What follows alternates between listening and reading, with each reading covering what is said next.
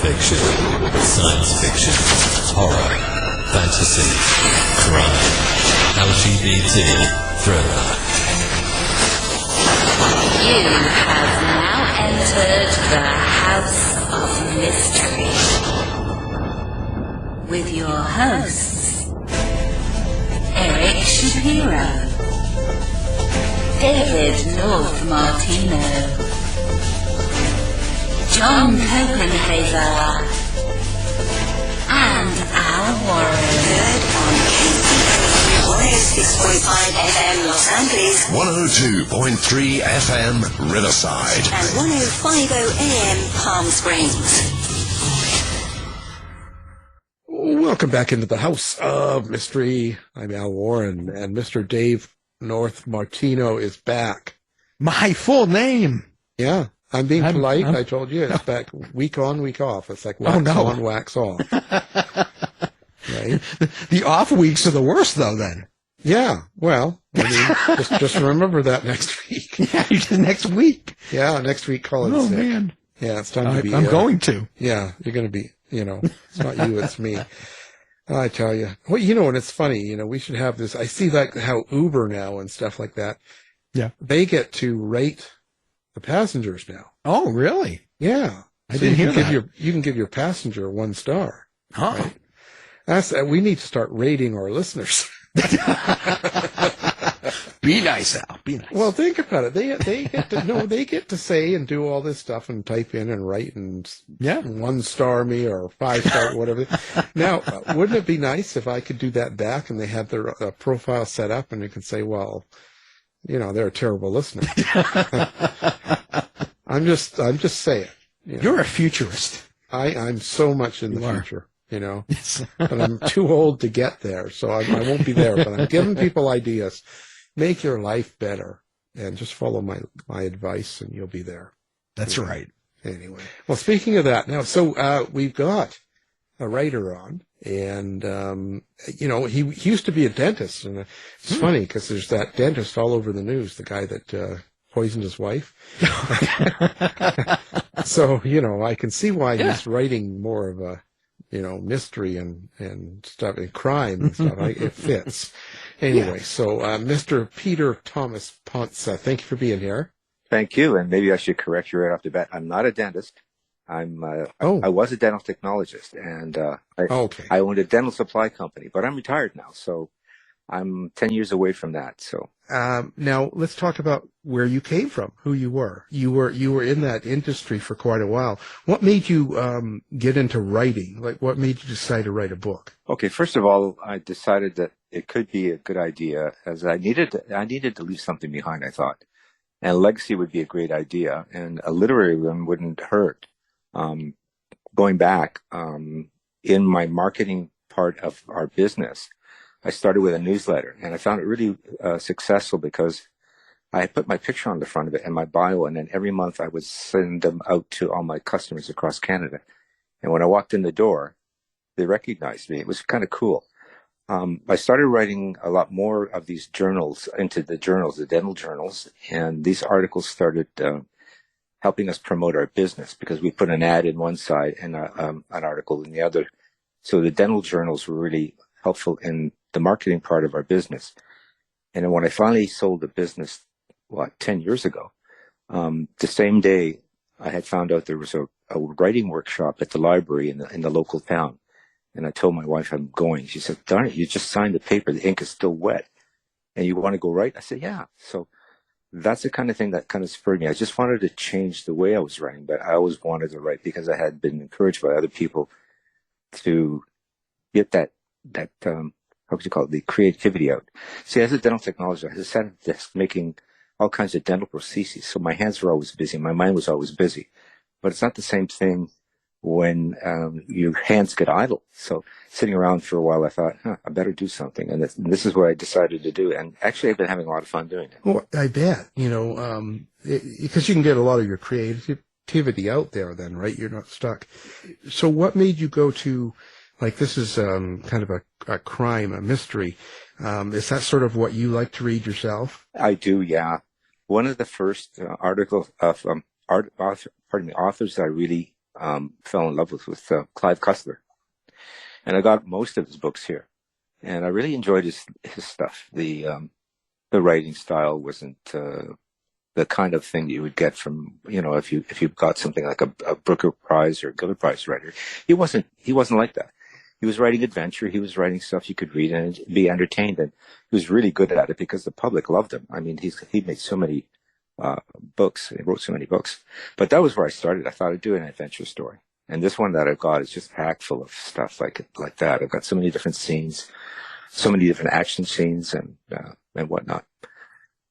But yeah, that's one of the guys I read, and Baldacci, David Silva, Lee Child. I love his stuff too. I like Jack Reacher. He's really cool. Well, what was the transition like going from writing articles to creative fiction? Did you find that difficult, or was that an easy bridge? Yeah, I don't think it was so easy. The only thing that was really easy was the research, because I'd done so much research with the dental articles that I wrote, and a lot of them were almost like papers, because I had references at the bottom from some of the references I used from different books to support my thesis on the work that I did. So that transformation was good. I mean, you could find the research because it was the most difficult part to do. But I think the transition that I found was not that easy, was getting the characters and the plots and the storyline. But when you find something can spur you into creating, which I got when I got that book called 1421 from a friend of mine. That book is from Velika Menzies. I got an idea there, and that kind of, I think I can write something along that line. I think I can do something that Clive Cussler did, and why not I just give it a shot? What have I got to lose? So I sat down and I started doing it. That's interesting. So how did you start this? How did you attack this? Did you have your main characters first, like the William Fox and Patrick Reilly? Did you have that already created, or did you have a storyline first, or a setting? Like, how did it begin? Okay, William Fox I created when I was on Pelee Island. Don't know if you're familiar with that. Some people know where it is, some people don't. Just for the sake of geography, I'm going to tell you, listeners, that it is an island in Lake Erie, and it's halfway between Canada and the United States. You could say it's almost opposite Rochester. And during the Prohibition days, the gangsters used to be on that island helping, getting the booze across from Canada to the United States.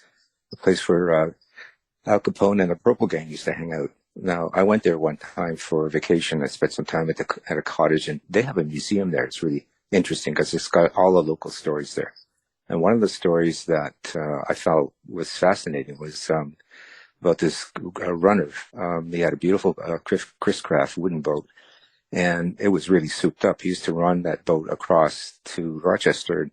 He got a real reputation, so much so that the American Coast Guard was after them. So one night when he was out, they rammed his boat and broke it in half. Now, that I found kind of interesting because the name of the boat was called the Midnight Fox. And so I used that as a storyline in my latest book. William Fox is the character. Now, he also has a cigarette boat called the Midnight Fox. So that's one of the things that I kind of took from one of my experiences. So, in fact, a lot of times you'll get your ideas like that. I think you've talked to a lot of authors, Ellen, so you know that, you know that these guys, and folks, these women and men who write, they get their ideas from a lot of different sources. Oh, yeah. Yeah. Yeah. It's different. Yeah, everyone's a little different. It's how they get their creativity or whatever gets them going, and, how do you attack one of your characters? How do you create them? And are you one of those authors that sees their characters, or they become real and you kind of have conversations with them and the whole thing, or is this something that is different for you? I don't think it's much different than what a lot of other authors do, because I've got spurned voice. I'm not spurned, but I got my creative juices going when I've read some of these characters and some of their flaws and whatnot. But what I use is a template. It's called a character arc template, and basically I put down their height, their eyes, the colors of their bodies, their education, even right down to their horoscope signs and what they like to wear, what they say. Sometimes some of them have certain cues that they always say during their conversations. So I try to build as much as I possibly can in that regard, and then I try to apply that to certain characters and some of their flaws and whatever. But that's where the beginning is. And then sometimes while you're writing, as you're interacting with other characters, they can actually change, or you might want to add something or take something away. So there's where your character development begins, at least with me anyhow. Like I'm working on one right now for my second novel, and at first I thought he was just going to be a transitory, person, just in and out of the scene. But now he started to develop some character, and now I thought, okay, well, he's starting to interest me, so maybe I better add some character parts to him, like how big he is, what he's wearing, and whatnot. So I spent more time developing him, because now as he's interacting with William Fox, he's going to be starting to have to have some human characters, right? So yeah, and in a way, it all develops. And so, how much of yourself do you think you put in these characters? Some, but I wouldn't put all of them in there, because there's I wouldn't say I'm flawless, but my flaws are completely different than some of the people that are in my books. There are some things that I use because they're close and they're easy and they're comfortable, because William Fox has a few things that I have that I like. I mean, primarily some of the foods we eat, some of the booze we drink, or things like that. But I do well with my relationships with women, but William has had some problems with his, so there's some differences. I wouldn't say I'm close to my characters in that regard, but I find that I'll see something from someone and I might put it down and say, well, this is an interesting person. I like them. They're great, good company, but there's something there that I could use. And so I might just jot it down and add it to a couple. So they're composites. These characters are composites, and they can have all kinds of different ideas. And they can have all different kinds of composition depending on how they fit into the story. That makes sense? Yeah, absolutely. Well, with your dialogue in crafting dialogue, do you have an inner monologue? Can you hear your characters? Is that how you create dialogue, or have you found some other way? That's a good question. I never really thought of it in that particular way. It's as it's difficult to do good dialogue and make it make sense. Because when we talk, we go hum and aha, and we stop and we think, and maybe we raise our hands or something. So that is very difficult to put in a book. So a little bit of it is contrived to make it work a little better. So that's the way I work. I try to make it sound like it's realistic, but it can't be totally realistic, because it would just be it'll be jumble. Right. And I'm sure a lot of authors have their own particular way of doing it, but in the end, it's got to sound realistic. That's all there is to it. Yeah. Oh, yeah. Every author's different. You hear all sorts of stuff. Now, you've got a lot of history. Like, you really have done the research. How long does it take you to get through that? Like, when you're talking about the China connection and the Communist Party and all that stuff, that must have taken you quite a while to get all of that together in your mind in order to use that in the story.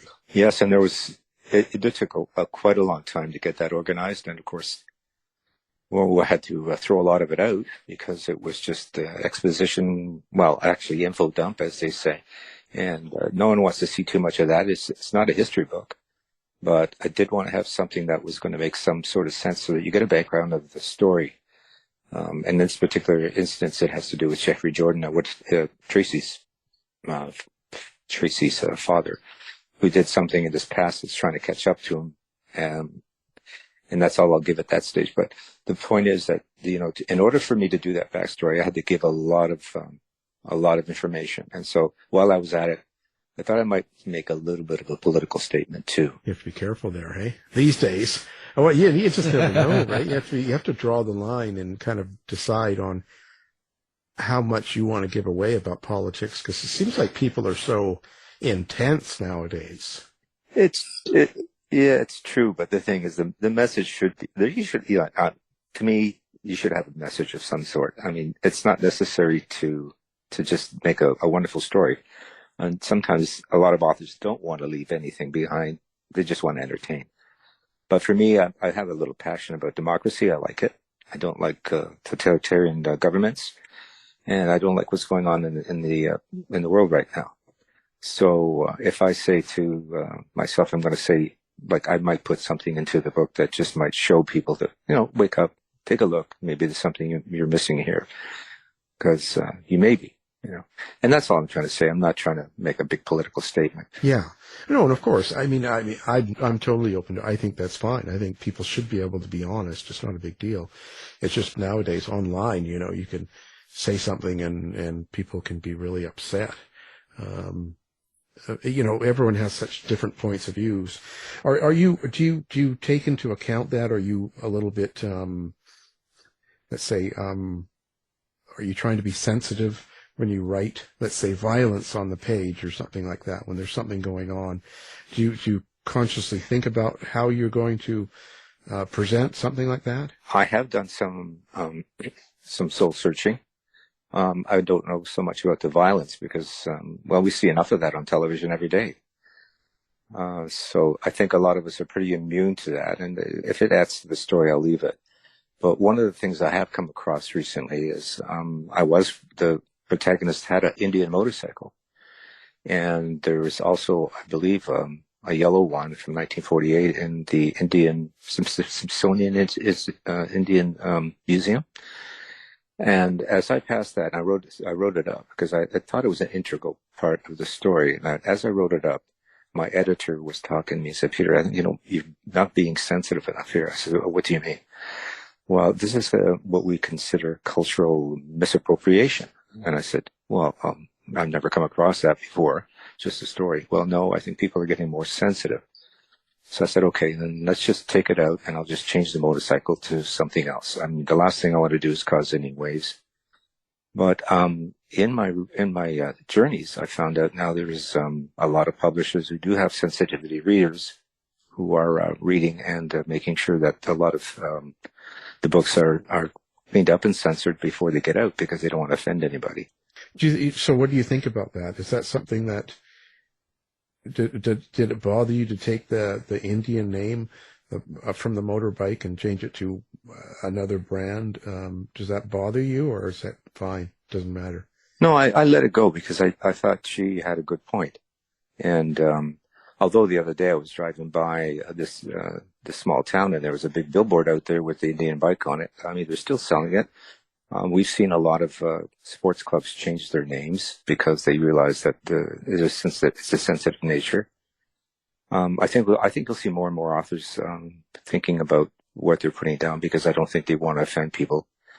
This wokeness that we're walking through right now in our generation, in our culture, is affecting a lot of the things we're doing. So, if you want to feel and be sensitive to what's going on, then I think we should be doing some of it. But I'm kind of also concerned about censorship too, because if you do stop saying what you feel, and I don't know if that's really a good thing either. I mean, we built our governments on free speech, so somewhere along the line, there's something has to give. No, and I agree with that. I think you should be able to say what you want, but it's kind of weird. As long as government or control agencies don't start censoring or changing things. Like if Indian Bike wants to change their name to a different name, I think that's great. That's their own choice. But if someone's making them do it, I'm not really a fan of it.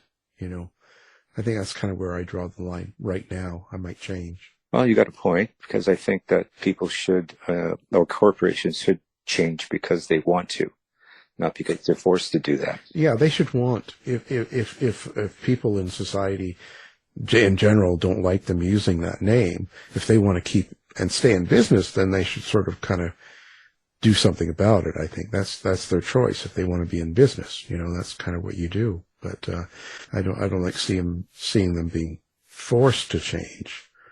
It's kind of weird. It's really a weird time right now for stuff like that. Yeah, I think a lot of us have to tread carefully on how things are. I mean, I was in business for quite a long time, and my last business was 23 years. To be good corporate citizens, you do have to do things to enhance your image, and if that means being changing the way you do business to help make your customers feel happy that you're dealing with you. That's what you do. Yeah, I think so. Yeah, it's good policy. So where do you want to go with this? Like, you've written this book, and it sounds like you're kind of working on another one now. Are you planning on a full series, like 10, 12 books? Do you have that kind of all in your head now, or are you just kind of going with it? Right now, I've given myself a goal of 5.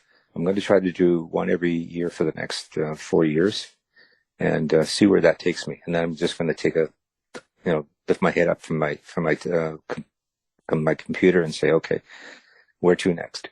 But hopefully I'll have 4 by then. And if there's anything left in there on William Fox, if he can continue, I'll continue. And after all,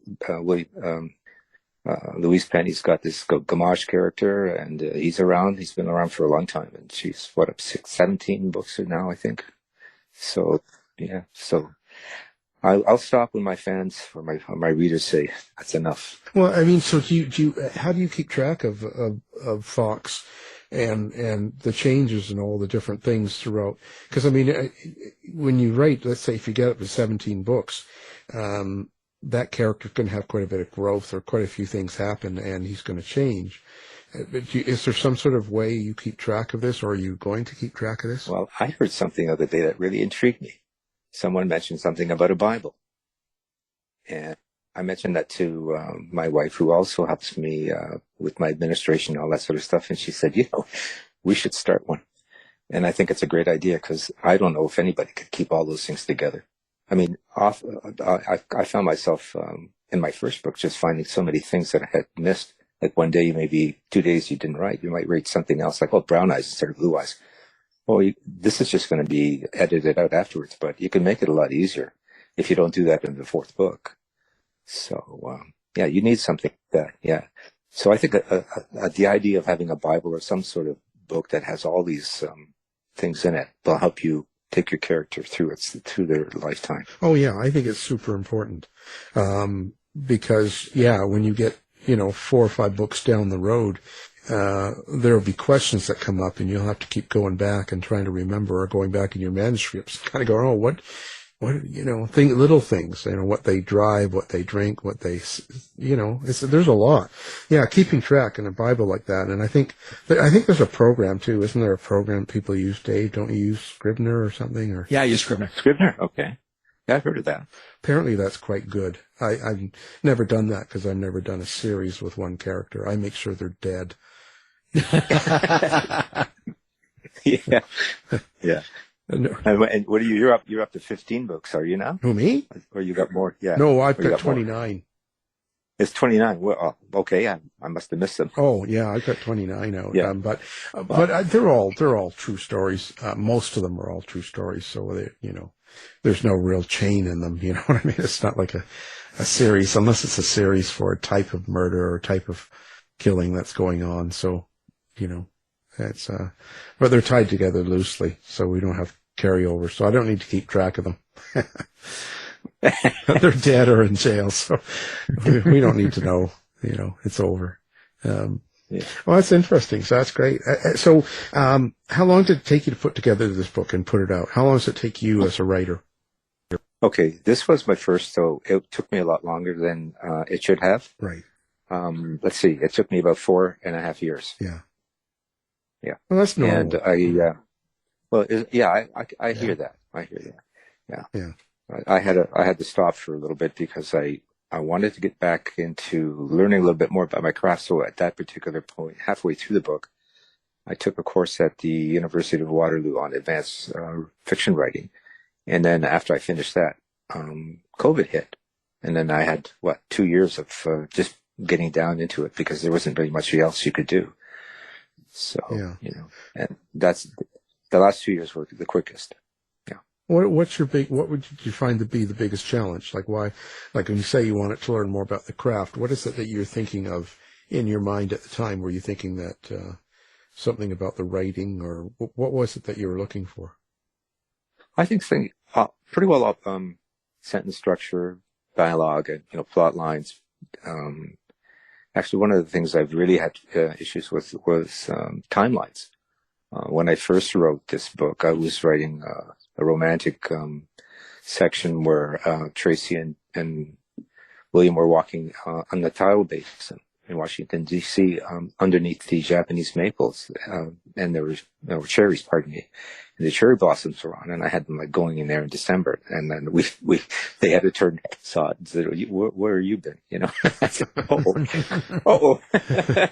Yeah. So there was a lot of rewriting, you know, and because once you change that, then you have to change a whole lot of other stuff to make it fit back in together again. So that was, I think, the biggest challenge I've had is timelines, making sure that that I have the dates right and the temperatures right, the people are wearing the proper clothes, where they are, and if I take it over a certain amount of period of time.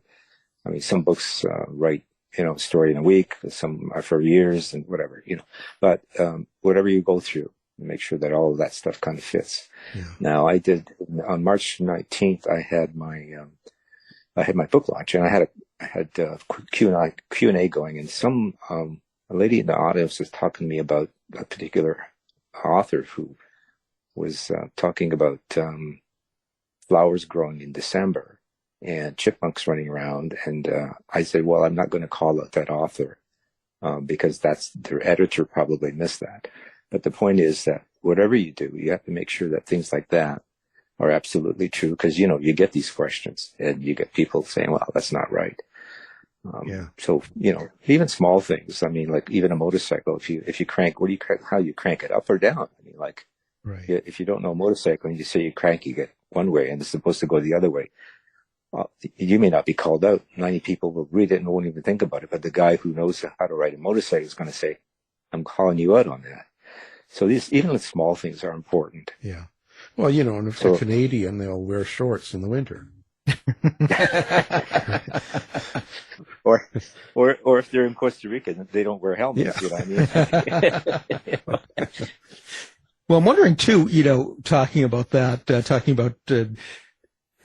weather changes and changes in daylight or it's nighttime. I'm wondering, you know, how you experience writing the story. Do you find it, because I do, I find it's almost like a daydream to me sometimes. And like in a dream, things will just like change. All of a sudden it'll be night when it was just day a second ago. And in the dream, it always seems normal.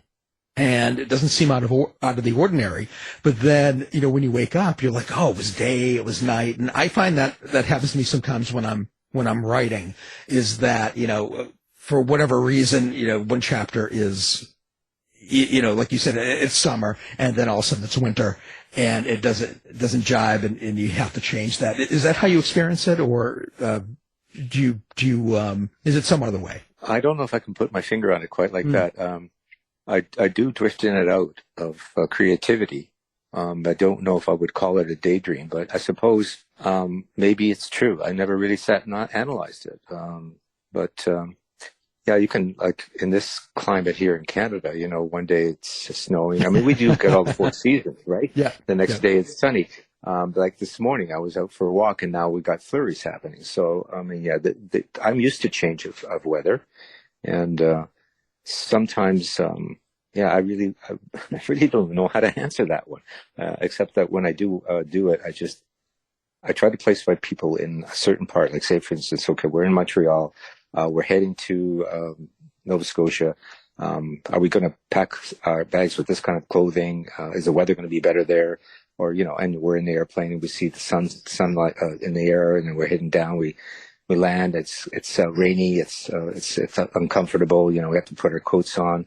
So I'm usually transitional when I'm transitioning through, just like it would be in a regular day or a regular night, and I work it that way.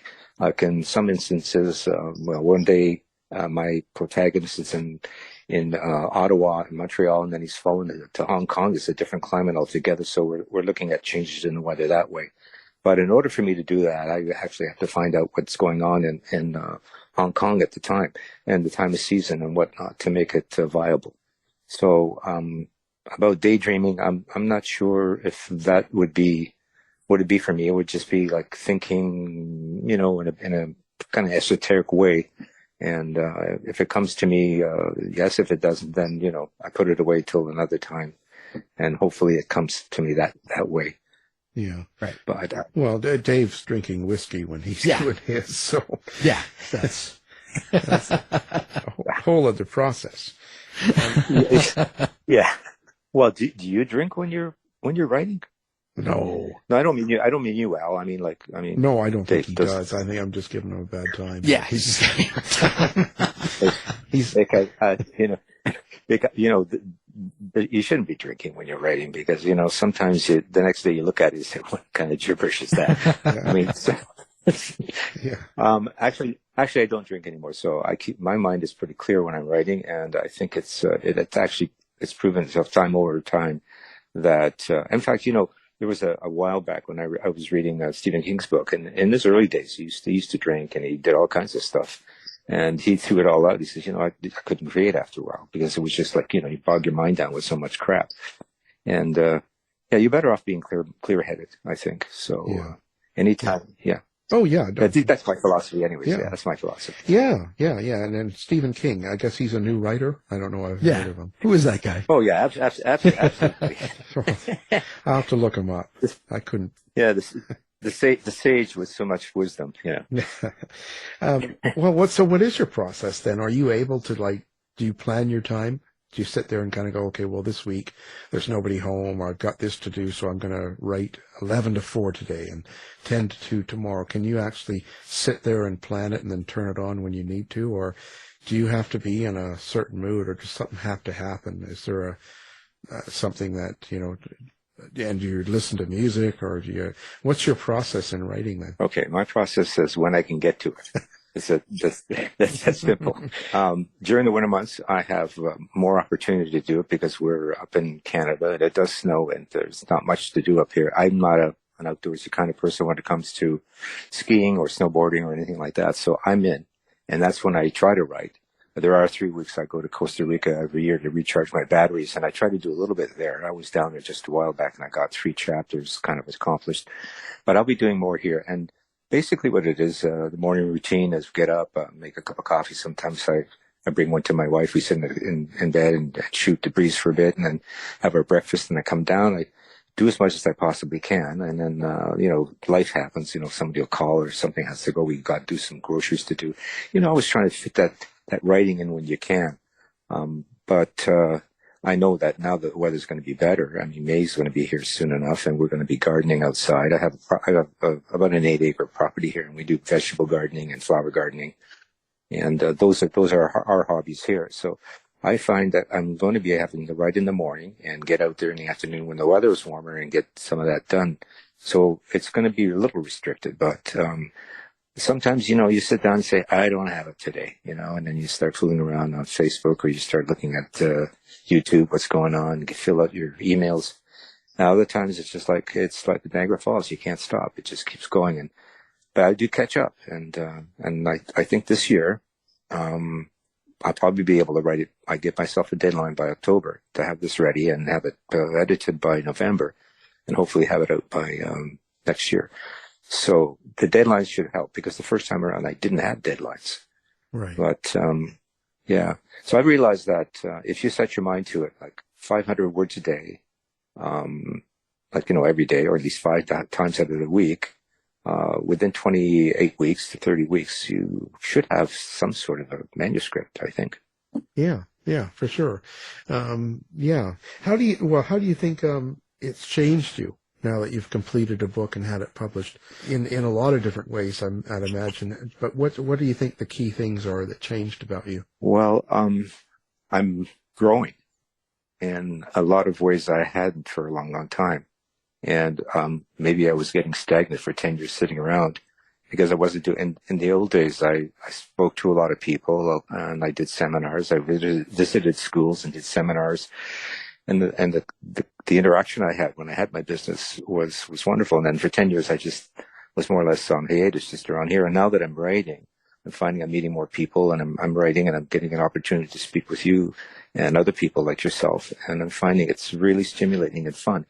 And I'm realizing, yes, I am changing, and it's good because, you can never stop learning at any age, and you can never stop growing and making new friends. And I feel that's where I'm headed, and I'm realizing that the more I put myself out there, the more people are willing to accept me. And it's been a good transition so far, but it's just still the beginning for me. Yeah. Yeah.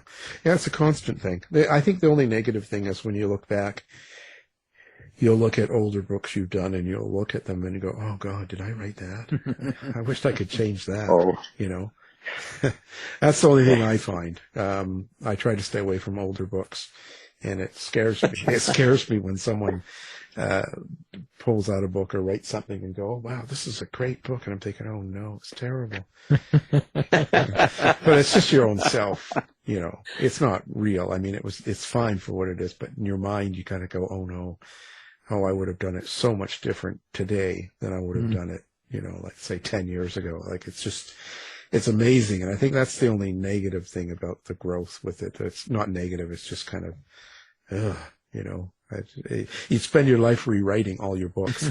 What makes a good book for you? What makes a good book? Well, something I can be satisfied with, that I can feel comfortable with and say, you know what, I really, really had a good time reading this.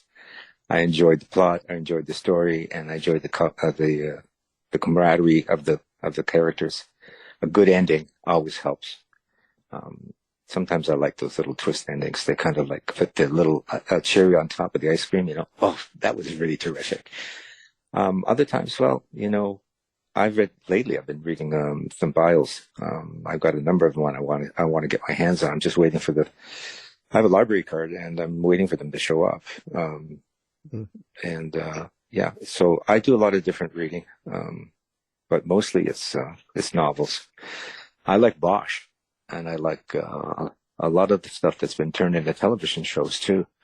And well, what can I say? I've read a lot of different stuff, and you got to keep an open mind. But yeah, a good book to me, it just, you know, got to be satisfactory at the end. You got to just say, you know what, that was really, really great. Because now that I understand a little more about their writing, I'm learning about how some of these writers write and their different techniques and some of the things that they do and use. And then I say, oh my God, I've never used that before. That's a great idea. And why did he use a sentence like this? And the way that was put together was really beautiful. And oh, I love that description. So it's just like, I'm really appreciating other authors' craft, their handiwork, the way they put things together, the way they make this picture they're developing. It's just wonderful. There's a lot of great authors out there. And that to me makes a great book. If I can even learn something from it besides just being entertained, that's even the best. Yeah. Yeah. Well, I think we do. Even sometimes we don't realize it. Okay. So now, are you a big social media guy? Have you got this all set up? Have you got places where readers can find you, like a website, and do you have Facebook or TikTok or dancing and all that? Like where do people find, Peter? Okay. Peter is at peterthomaspontsa.com. I'm also on Facebook and Instagram. I don't do the TikTok dance. Oh. And no, that's not my bag. And the books can be found at Apple, Book Nook, Barnes and Noble, Friesen Press, of course Amazon. They're all there. And locally, they're at the Book Nook in Orangeville, Ontario. Oh yeah, and also I think I just got the book has just been accepted in the catalog in the New Tecumseh library system out here in Ontario. So it's in the library as well. And yeah, that's where they can reach me. Excellent. Of course, we'll have everything up on our site. People will be able to find you then quite easily when they're listening, and it'll just be one click, and they got Peter. It's right there. Okay. You know, sounds great. So what's the next book that you'll have out? Which one are you aiming for? Is it another Fox series in October and be out next year? Yeah, it's going to be another Fox series, and it'll be a different area, but you know, we won't have the treasure in this one. There's certainly too many treasures out there now, but we're going to along the same lines, maybe a political thriller, hopefully a little bit of spycraft, and we'll see where it goes from there. But, you know, yeah. Oh, good. Did the pandemic affect your writing? Like, did the stresses and the tension and people screaming at people and trucker rallies and all this stuff, does the outside world tension interfere in your writing at all, do you think? Yeah, we were under a lot of stress. I think my family and I were very stressed out about what was going on The fact that we were prisoners in our own homes and prisoners in our own country wasn't good. We weren't happy. No, but how it affected my writing, not so much. I didn't really put anything of the pandemic in my book. I didn't have it affect it that way. I wrote around it because I didn't think it was something that people wanted to read again after being through it. It was to me one of the most horrific events ever, especially for my grandkids. Yeah. They were both into sports, and they play hockey and soccer, and both those things. So you have to be outside in the public, and I felt sorry for them because they missed a couple of years that would have been really beneficial for their growth. So, but yeah, a lot of us were really ticked off. Yeah. Yeah. Okay. Yeah. Well, it's interesting. Well, I think that in itself might seep into your writing a little bit without you even knowing it. You know what I mean? In the back of your mind, you're kind of feeling one way and you're writing. I don't know. I always throw that out there because you never know. I just, I wonder what it'll look like in, let's say, 10 or 20 years when you look back at stuff and how it would look then, And if you read your book, I wonder if you'll pick up things that, you didn't realize, I asked that of myself too, not just other people. I don't know, Well, no, I know exactly where you're coming from. I mean, like when I first started writing, the first article I ever wrote was for the Dental Technology Journal. And I still have that article, and I look at it and I look at myself and I say, wow, how is that even published? I mean, like it was trite. but the thing is we do grow. And we do, and our attitudes change and our lives change. So, you can't change what you did. No. And no one wants to go back. I mean, if somebody offered me to go back, you want to be 18 again? I said, no. I wouldn't go back. I'll take the 18-year-old body, but, but no, the rest, no, just, forget it, but that's, Anyway, well, it's been fun. I've really enjoyed having you on the show. Now, of course, your book we're talking about is called Outfoxed. And, of course, the writer's our guest, Peter Thomas Pontsa. Thank you for being here. Thank you very much, Alan. And you too, Dave. Thanks, Peter. You've been listening to the House of Mystery radio show. To find out more about our guests, hosts, or shows, go to www.houseofmystery.com. Show's over for now. Was it as good for you as it was for me? Yeah. Good night. This has been a production of Something Weird Media. I'll be back.